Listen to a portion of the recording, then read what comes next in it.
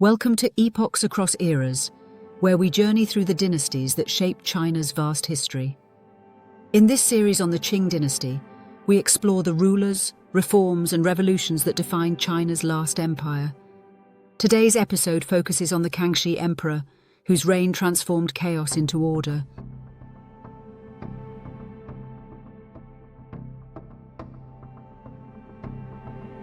At just 8 years old, he inherited a fragile throne, yet within decades, he became one of China's most accomplished rulers. His reign was marked by diplomacy, conquest, and cultural renaissance. Join us as we uncover how Kangxi unified a divided empire and set the stage for China's greatest era of peace and power.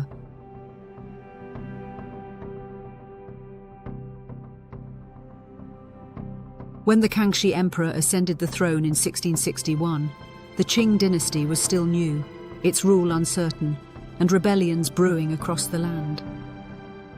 Yet by the time he died 61 years later, China stood stronger, richer, and more united than ever before. How did one ruler restore the mandate of heaven and solidify the Qing's authority over the vast Chinese world? From taming revolts to signing treaties with Russia, Kangxi's reign marked the true beginning of the Qing Golden Age.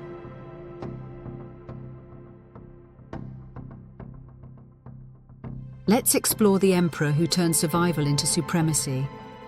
The Qing dynasty was still finding its footing when the young Kangxi Emperor, born Aisin Joro Xuanye, took the throne. His father, the Shunji Emperor, had died suddenly, leaving a child of 8 to rule an empire filled with turmoil. The Manchus had conquered China, but loyalty remained uncertain. Many Han officials resented foreign rule, and southern Ming loyalists continued to resist.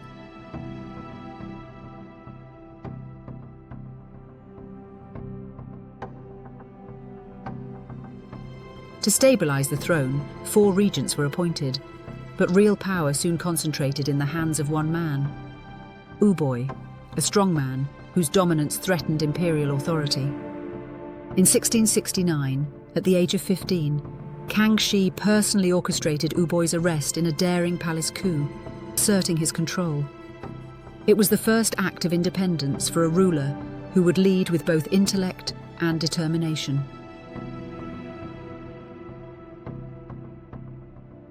Kangxi's next challenge came from within. In southern China, powerful generals who had helped the Qing conquer the Ming refused to yield their regional power. Known as the Three Feudatories, these warlords, Wu Sangui, Geng Jingzhong, and Shang Jixin, governed vast provinces as semi-independent rulers. When Kangxi sought to reduce their privileges, they revolted in 1673.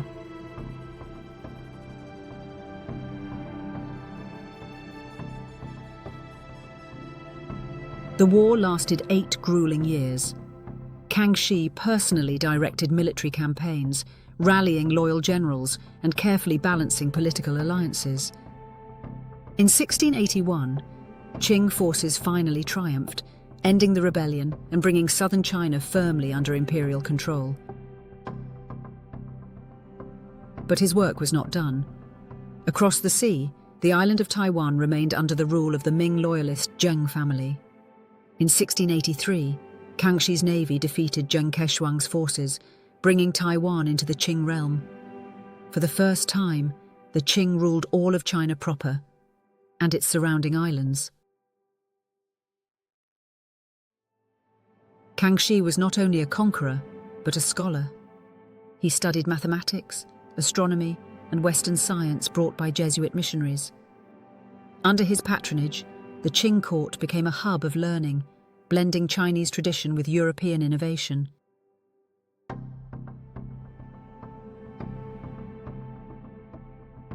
He reformed the bureaucracy, reinstated the imperial examinations, and toured his empire to ensure local officials ruled justly.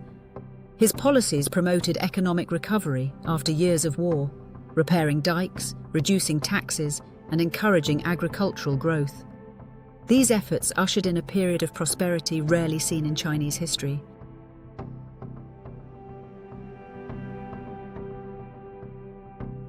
Kangxi's tolerance toward religion and his curiosity about Western science impressed European visitors, yet he remained deeply Confucian, emphasizing moral governance and harmony between ruler and people.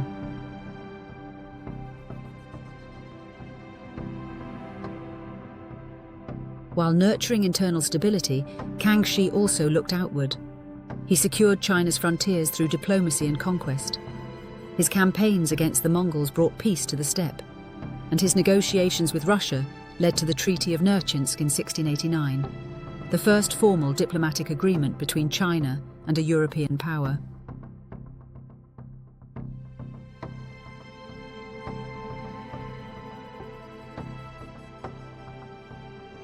The treaty defined borders and established trade, demonstrating Kangxi's foresight in managing relations with distant powers.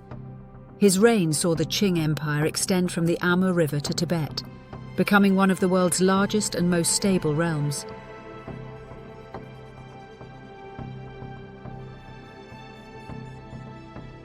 By the time of his death in 1722, the Kangxi Emperor had ruled for 6 decades, longer than any emperor before him.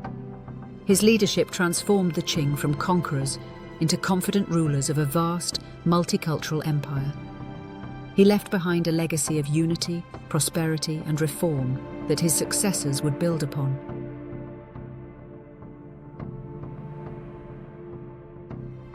The Kangxi Emperor's reign was more than an age of power. It was an age of renewal. Through intelligence, patience, and strength, he stabilized the empire his forefathers had fought to build. His vision blended martial authority with Confucian virtue, bridging Manchu and Han traditions into a unified Chinese identity.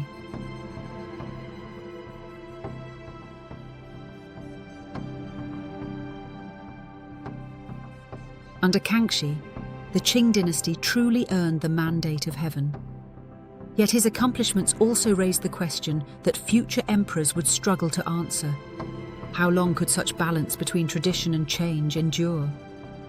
His rule marked not just the peak of early Qing power, but the beginning of its long and complex legacy.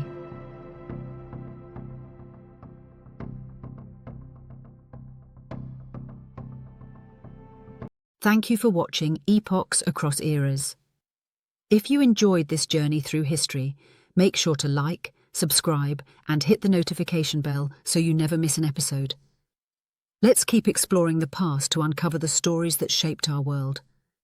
Until next time, keep questioning, keep learning, and keep exploring the epochs that define us all.